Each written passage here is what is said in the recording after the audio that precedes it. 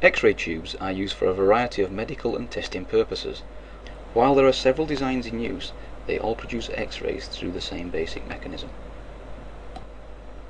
An X-ray tube consists of an outer evacuated glass envelope that contains two essential items, the cathode emitter and the anode target. A large potential difference of typically 100,000 volts is maintained between the anode and the cathode. The cathode emitter is a piece of metal that is heated by a low voltage supply. Electrons are liberated at the cathode by thermionic emission and are accelerated in the electric field between the anode and the cathode towards the target. The cathode is shaped to focus the electrons onto a small portion of the target, which increases the intensity of the X-rays produced. The target is typically a piece of tungsten or molybdenum, which may be embedded in a stationary water or oil-cooled rod or on a rotating disc. The high-speed electrons collide with the target and rapidly lose energy. There are two X-ray producing interactions between the incident electrons and the atoms in the target. In the first, electrons are scattered by electrostatic interaction with the nuclei of the target material. This results in the direct emission of X-rays from the electron as it loses energy.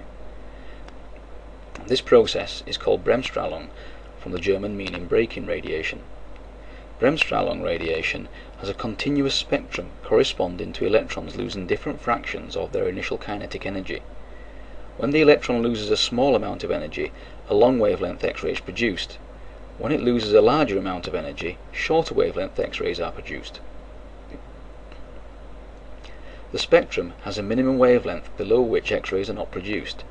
This corresponds to the highest energy X-rays which are produced when the electron loses all its kinetic energy. The second interaction that can take place in the target is between the incoming electrons and the electrons of the target atoms.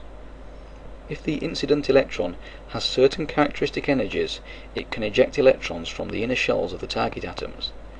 These are filled when outer shell electrons make transitions to fill in the inner shell vacancies. These transitions reduce the energy state of the atom by emitting X-rays with characteristic wavelengths. These characteristic spikes are superimposed on the continuous Bremsstrahlung spectrum to give the X-ray spectrum observed by experiment. If we change this plot to show the number of X-ray photons versus photon energy, we see that the basic shape is reversed, with a continuum that rises from low energy to a peak, then falls to zero at the point where the maximum X-ray energy is achieved. The characteristic spikes due to target atom inner shell interactions are also still evident. If the potential difference between the anode and cathode is increased, the electrons will gain more energy prior to collision with the target, and both the height of the peaks and the highest possible energy of the X-rays will increase. The target anode is angled to ensure that the X-rays are directed through a window in the desired direction.